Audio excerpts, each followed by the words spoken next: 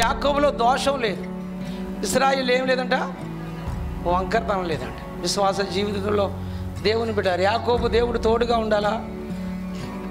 దేవుని పిల్లలమైన మనలో యాకోబు ఇశ్రాయేలుగా మనుషుడు, ఇశ్రాయేలులో మనలో వంకరతనం ఉందా? దోషం ఉందా? జజముగా ఇశ్రాయేలు ఏం లేదంటే మంత్రం లేదు, శకునం లేదు. దేవుని బిడ్డలారా, మరి మంత్రాలు ఎందుకు వస్తున్నాయి? శకునాలు ఎందుకు వస్తున్నాయి?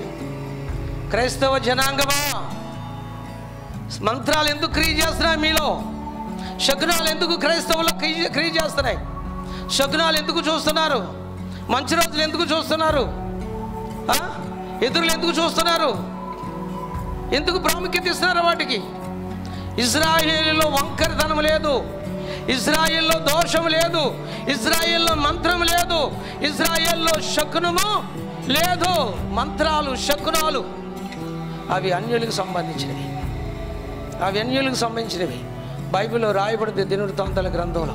సౌలు రాజు కొట్టివేయబడ్డానికి కారణాలు ఒక కారణం ఏంటంటే అతడు కర్ణ పిశాచిని ఆశ్రయించడం అని రాయబడింది. ప్రియరా గమనించండి, సౌలు కర్ణ పిశాచిని ఆశ్రయించినందుకు అదొక కారణం. ఆజ్ఞను గైకోలేదు ఒకటి. ఇక్కడ పరిశుద్ధాత్మ దేవుడు రాయించాడు. నువ్వు శకునాలు చూస్తున్నావా? మంత్రాలను ఆశ్రయిస్తున్నావా? వంకరతనం ఉందా?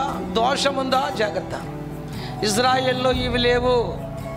నువ్వు ఇజ్రాయేలు అయితే, పాపంతో పోరాడి రక్షణ పొంది జయం పొందిన వ్యక్తివి నిజంగా వాస్తవం అయితే నీలో వంకరతనం ఉండదు, నీలో దోషం ఉండదు, నీలో మంత్రాలు ఉండవు, నీలో శకునం ఉండదు.